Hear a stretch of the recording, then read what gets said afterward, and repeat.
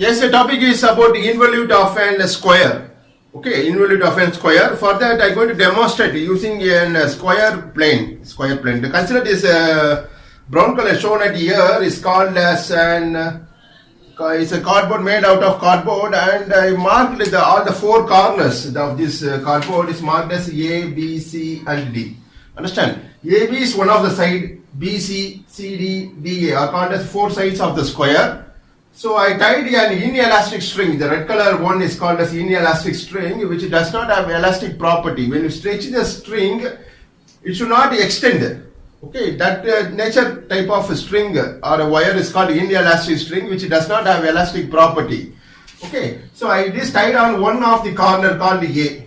Okay, and I'm going to wound this inelastic string on all the four sides of this square or square plane.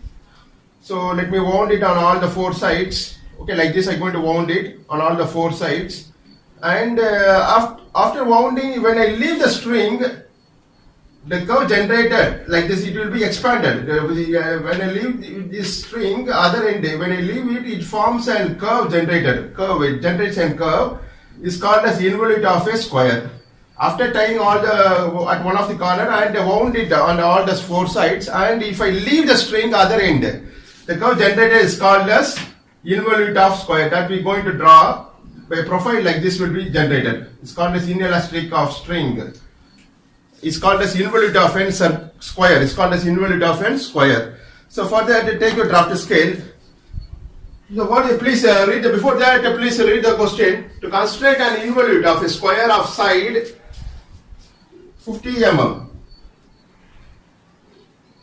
Also draw tangent and normal at any point on the curve. So first the side of the square is given in the question as 50 mm. So for 50 mm, draw an horizontal line, that is a 5 centimeter. Okay, this is one end is marked as A. The other end may be marked as B. Okay, now I'm going to draw the square. All the four sides are 50 mm, that is 5 centimeter. Draw an horizontal line at here. This is one of the third side. Next, draw a vertical line using the vertical scale of a drafter like this. So this is corner C, corner D. Understand? So it is to be dimension. Dimension means marking the size. Draw two extension lines on at the points A and B. Draw an horizontal line.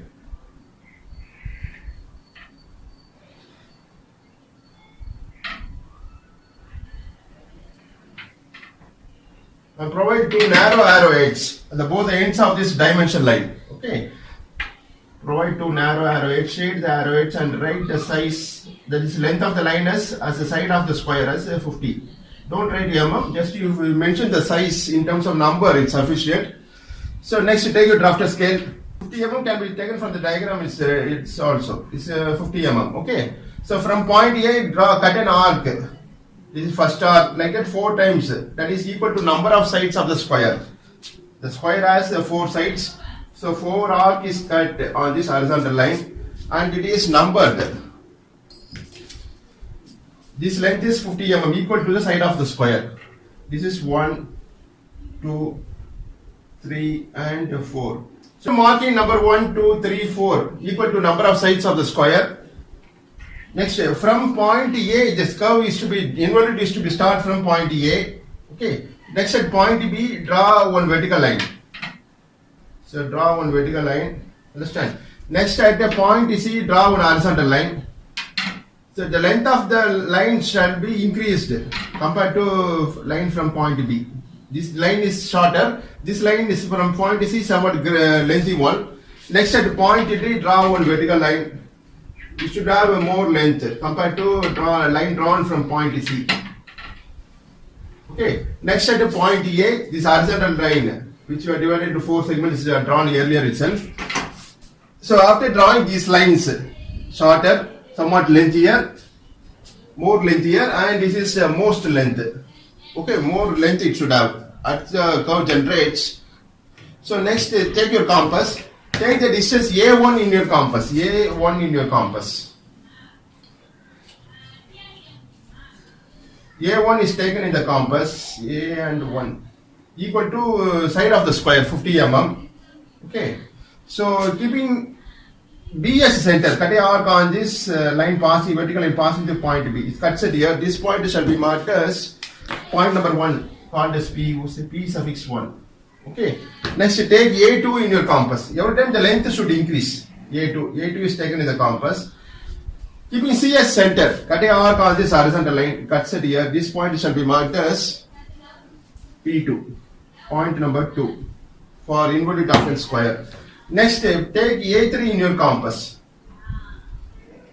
A3 is taken in the compass. Understand? Next point is after C is the D point. Draw a cut a arc on this vertical line. It cuts it here. This point shall be marked as point number 3. 1, 2, P3. Okay. Next, to mark. Next, A4 distance is taken in the compass. Okay. Next point after D is the A point. Okay. Cut a arc on this horizontal line. It cuts at point 4 itself. This point shall be marked as point number 4 called P4. P suffix 4. Next, draw a smooth curve passing through these obtained points starting from A, P1, P2, P3, P4. It's called as involute of n square. So draw a smooth curve. Don't use a scale for this. So draw a smooth curve. Okay. You should not have vibrations. If it goes on this, you can correct that part by erasing the segment. Okay. Don't paint the curve like this. Next, join with P3. So you can join like this.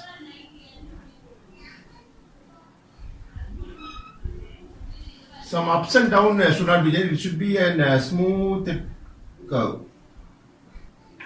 Understand? So don't paint like this.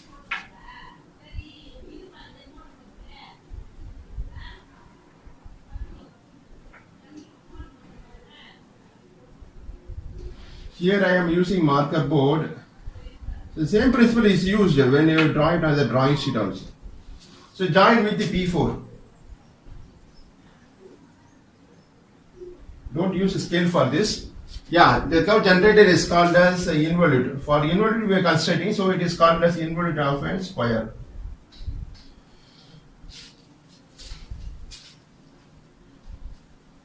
So this point is marked as P4. Okay, next further you read the question what is given. Also draw tangent and normal at any point on the curve. So let me mark this as point called the A. Located point. For this point I am going to draw tangent and normal. Let it be marked as point P. For this point I am going to draw tangent and normal. You consider seeing the diagram, it falls under which quadrant? In this quadrant, this is a corner called A. Suppose if I locate a point at here, this is P point, means it falls in which quadrant? This is in this quadrant, this is a quadrant. So in this quadrant, this is a corner D. Okay. Suppose if I locate point P at here, it falls on which quadrant? In this quadrant. The corner point is C. Like that, for this point in this quadrant, the corner point is A. Join AP. AP by freehand scale. So here scale length is insufficient.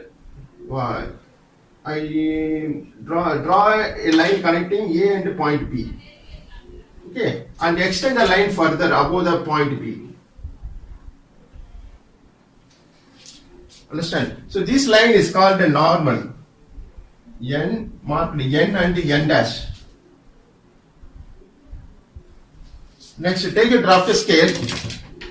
Keep the edge of the scale. Any one scale, I use a longer scale. Release a nut of a drafter scale. Keep it on the any one scale on the drawn line, N dash. Scale edge must coincide with the line, N dash. With the same setup, using the another scale of a drafter. With the same setup, just to slide the scale over the drawing sheet. Using the another scale, draw a line passing through point P. For drawing tangent. It's marked as T dash. T dash stands for tangent.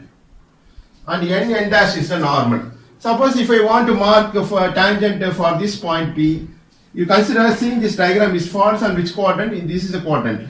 Okay. Then this corner point is D. So join D and point P.